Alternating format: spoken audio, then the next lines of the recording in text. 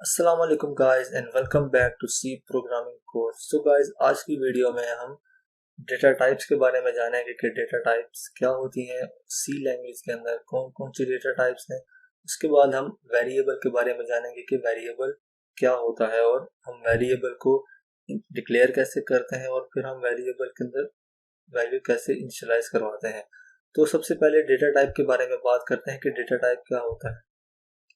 सो जो data type होती है वो सेट ऑफ वैल्यूज होती है या सेट ऑफ ऑपरेशंस होता है जहां हम वैल्यूज के ऊपर परफॉर्म करते हैं। जो कंप्यूटर होता है वो डिफरेंट तरह के डेटा को मैनिपुलेट करता है। जो डेटा होता है वो कंप्यूटर को हम एज अ इनपुट प्रोवाइड करते हैं और आफ्टर प्रोसेसिंग हमें उसकी आउटपुट मिल जाती है। सी लैंग्वेज के अंदर डेटा टाइप को यूज करने के दो तरीके हैं। जो सबसे पहला है वो है standard data type and then user defined data type. जो स्टैंडर्ड डेटा टाइप होती है वो जो लैंग्वेज के अंदर जो पहले से डेटा टाइप डिफाइन होती हैं उनको हम स्टैंडर्ड डेटा टाइप बोलते हैं। दूसरी जो होती है वो यूजर डिफाइंड डेटा टाइप होती है। सी लैंग्वेज है वो यूजर को अलाउ करती है कि वो कोई अपनी डेटा टाइप बना सके। जो यूजर जो अपनी डेटा टाइप बना सकता है उनको हम आगे जाके पढ़ेंगे। उसमें जो आती है वो स्ट्रक्चर होती है या फिर यूनियन। जो यूजर डिफाइन करता है डेटा टाइप अपनी, उनको हम यूजर डिफाइंड डेटा टाइप्स बोलते हैं। उसके बाद हम बात करते हैं कि सी लैंग्वेज के अंदर कौन कौन सी डेटा टाइप्स हैं। सी लैंग्वेज के अंदर तीन तरह की डेटा टाइप्स हैं। जो सबसे पहले है वो है integer data type, then floating point and then character data type. हम सबसे पहले इंटीजर डेटा टाइप के बारे में बात करते हैं कि इंटीजर डेटा टाइप क्या होती है। जो इंटीजर डेटा टाइप होती है वो कोई भी न्यूमेरिक वैल्यू होती है विद नो डेसिमल पॉइंट और फ्रैक्शन। इसके अंदर बहुत पॉजिटिव वैल्यूज भी हो सकती हैं और नेगेटिव वैल्यूज भी। अगर हमने कोई नेगेटिव वैल्यू को इंडिकेट करना है तो हम उसके लिए माइनस साइन का यूज करते हैं। अगर हम कोई साइन नहीं यूज करते तो उसका मतलब होता है कि वो पॉजिटिव वैल्यू है बाय डिफॉल्ट। अब हम इस टेबल के जरिए देखते हैं कि जो इंटीजर होते हैं उनकी रेंज क्या होती है और मेमोरी में उनका साइज क्या होता है। जो सबसे पहले होता है इंटीजर या फिर उसको साइंड इंट भी बोलते हैं, वो मेमोरी के अंदर 2 बाइट्स लेता है, मतलब 16 बिट्स।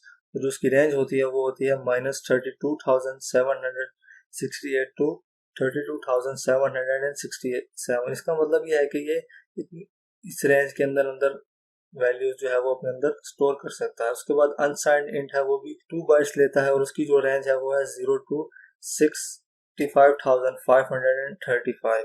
उसके बाद जो है वो शॉर्ट इंट, ये इतना ज़्यादा यूज होने वाला नहीं है। जो सबसे ज़्यादा यूज होता है वो इंटीजर हम यूज करते हैं। उसके बाद हम फ्लोटिंग पॉइंट डेटा टाइप की बात करते हैं कि वो क्या होता है। जो फ्लोटिंग पॉइंट डेटा टाइप होता है वो न्यूमेरिक वैल्यूज होते हैं जिनके अंदर डेसिमल पॉइंट होता है या फ्रैक्शन होता है। इसको हम रियल टाइप डेटा टाइप भी बोलते हैं। इसके अंदर बहुत पॉजिटिव वैल्यूज भी होती हैं और नेगेटिव वैल्यूज भी हम स्टोर कर सकते हैं। अगर कोई साइन नहीं यूज किया गया तो उसका मतलब है कि वो पॉजिटिव वैल्यू है। अगर कोई साइन यूज किया है तो उसका मतलब है कि वो नेगेटिव वैल्यू है। नेगेटिव वैल्यू के लिए हम माइनस साइन यूज करेंगे। इसके टेबल में आती हैं वो सबसे पहले आती है फ्लोट। जो हमने कोई छोटे नंबर स्टोर करने हैं तो उसके लिए हम फ्लोट यूज करते हैं। अगर डेसिमल पॉइंट में कोई छोटा नंबर हमने स्टोर करना है तो फ्लोट यूज करेंगे। अगर कोई थोड़ा बड़ा नंबर है तो उसके लिए हम डबल, और कोई बहुत ही बड़ा नंबर है तो उसके लिए हम लॉन्ग डबल यूज करेंगे। फ्लोट जो होता है वो 4 बाइट्स लेता है, डबल 8 बाइट्स और लॉन्ग डबल 10 बाइट्स लेता है मेमोरी के अंदर। उसके बाद हम कैरेक्टर डेटा टाइप की बात करते हैं। कैरेक्टर डेटा टाइप क्या होती है। जो कैरेक्टर डेटा टाइप होती है वो कैरेक्टर्स को स्टोर करने के लिए यूज की जाती है और ये मेमोरी के अंदर 1 बाइट लेती है। इस अगर हमने कोई भी लेटर स्टोर करना है, नंबर स्टोर करना है, कोई पंक्चुएशन मार्क या हम कोई स्पेशल सिंबल स्टोर करना चाहते हैं किसी वैल्यू अंदर, तो हम उसके लिए कैरेक्टर डेटा टाइप का यूज करते हैं। जो कैरेक्टर डेटा टाइप होती है वो मेमोरी के अंदर 1 बाइट लेती है और उसकी रेंज होती है वो -128 टू 127 है। और जो अनसाइंड कैरेक्टर होता है वो भी 1 बाइट लेती है और उसकी जो रेंज होती है वो 0 टू 255 होती है। उसके बाद हम बात करेंगे वेरिएबल्स क्या होते हैं। जो वेरिएबल होता है वो मेमोरी लोकेशन होती है, नेम मेमोरी लोकेशन होती है रैम के अंदर, या मेमोरी सेल होता है।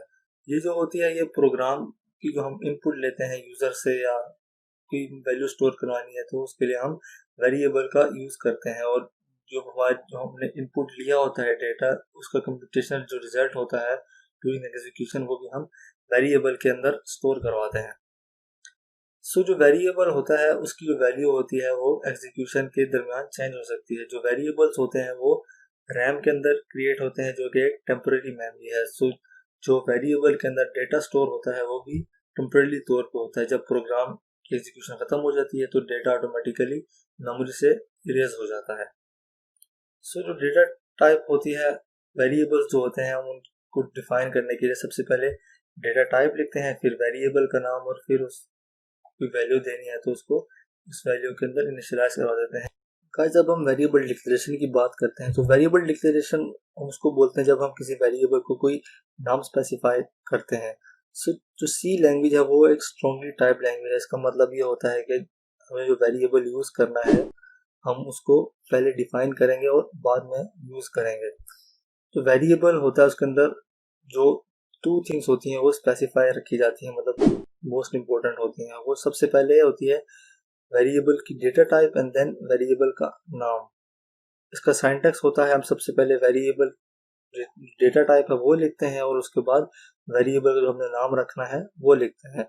उसके बाद हम बात करते हैं variable initialisation. So variable initialisation में ये होता है कि हमने पहले वेरिएबल डिक्लेयर किया, अब हमने उसके अंदर कोई वैल्यू रखनी है तो हम उसको वेरिएबल इनिशियलाइजेशन बोलते हैं और हम इसके लिए इक्वल्स के साइन का यूज करते हैं।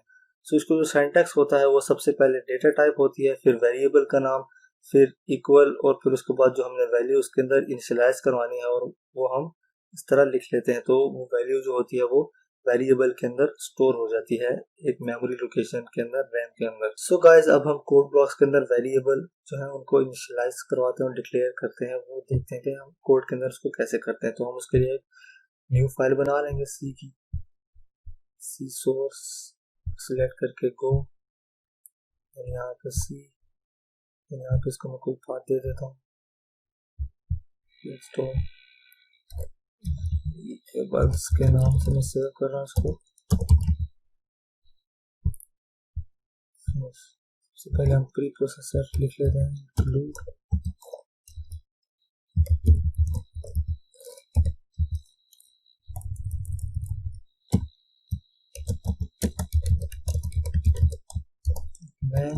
अब हमने वेरिएबल डिक्लेयर करना है तो हम उसको कैसे डिक्लेयर करेंगे।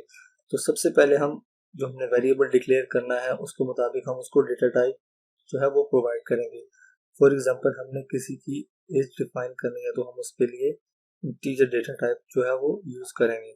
हम लिख लेंगे इंट एज, ये हमारा वेरिएबल अभी डिक्लेयर हुआ है। अब हमने इसको इनिशियलाइज करवाना है तो हम एज के बाद इक्वल लगा के इसके अंदर कोई भी वैल्यू इनिशियलाइज करवाएंगे। इसी तरह हमने कोई कैरेक्टर टाइप का जो वेरिएबल है वो डिक्लेयर करना है तो उसके लिए हम लिखेंगे CHAR, देन वेरिएबल का नाम कुछ भी लिख देते हैं, नेम इक्वल्स, सिंगल कोट के अंदर कोई लेटर लिख देंगे। तो ये एक कैरेक्टर टाइप का जो वेरिएबल है वो डिक्लेयर भी किया और फिर हमने उसको इनिशियलाइज भी करवाया है वैल्यू के साथ। अगर हमने कोई फ्लोट मतलब डेसिमल पॉइंट वाला करना है तो हम उसके लिए लिखेंगे फ्लोट नंबर इक्वल्स, कोई भी हम उसमें वैल्यू रख सकते हैं 3.14। तो हम इस तरह से जो हम वेरिएबल डिक्लेयर करवाते हैं और इनिशियलाइज करवाते हैं, हम सबसे पहले उसकी डेटा टाइप लिखते हैं, फिर वेरिएबल का नाम, अगर हमने उसको इनिशियलाइज भी करवाना है तो हम इक्वल्स लिख के फिर उसको कोई वैल्यू जो है वो असाइन कर देते हैं। अगर हमने यूजर से इनपुट लेनी है तो वो हम बाद में जाके देखेंगे यूजर से कैसे इनपुट लेके वेरिएबल के अंदर वैल्यू स्टोर करवाते हैं। सो गाइज आज की वीडियो के लिए इतना ही, मिलते हैं नेक्स्ट वीडियो में। तब तक के लिए अपना ख्याल रखिए। अल्लाह हाफिज।